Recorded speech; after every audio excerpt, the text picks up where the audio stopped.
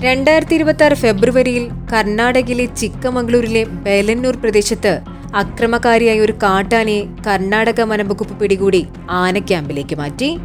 ഇന്ത്യയിൽ കാട്ടാനകളുടെ ശല്യം അതിരൂക്ഷമായി തുടരുന്ന ഒരു പ്രദേശമാണ് കർണാടകയിലെ ഹാസൻ ജില്ല.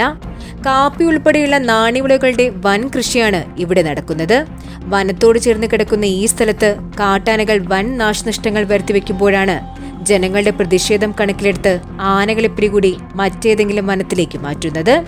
2 വർഷം മുൻപ് കർണാടക വനത്തിൽ നിന്നും കേരളത്തിലേക്ക് എത്തിയ വേലൂർ മൂഴയും തണ്ണീർക്കൊമ്പനുമൊക്കെ ഈ പ്രദേശത്തു നിന്നും പിടികൂടിയിട്ടുള്ള ആനകളാണ്. എല്ലാ വർഷവും നിരവധി പ്രശ്നക്കാരായ കാട്ടാനകളെയാണ് ഈ മേഖലയിൽ നിന്നും പിടികൂടി ആനക്കൂട്ടിലടയ്ക്കുന്നത്.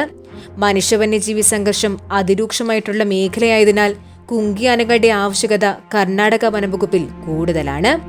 ആയതിനാൽ ഇത്തരത്തിൽ പിടികൂടുന്ന ആനകളിൽ ഏറ്റവും മികച്ച ആനകളെ അവർ കുങ്കി പരിശീലനം നൽകി വനംവകുപ്പിന്റെ കീഴിൽ നിർത്തുന്നു.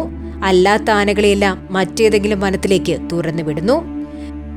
2026 ഫെബ്രുവരി മാസത്തിൽ ചിക്കമംഗളൂരിൽ 2 പേരെ കൊലപ്പെടുത്തിയ ആനയാണ് ഈ മൂഴയാന. തുടർന്ന് നാട്ടുകാരുടെ പ്രതിഷേധം അണപൊട്ടിയപ്പോൾ ഈ ആനയെ പിടിക്കാൻ കർണാടക വനംവകുപ്പ് തോക്കെടുത്തു. 100ഓളം വനപാലകരും മികച്ച കുങ്കി പരിശീലനം ലഭിച്ച 6 ആനകളുമാണ് ഇവനെ പിടികൂടുവാനായി കാട്ടിലെത്തിയത്.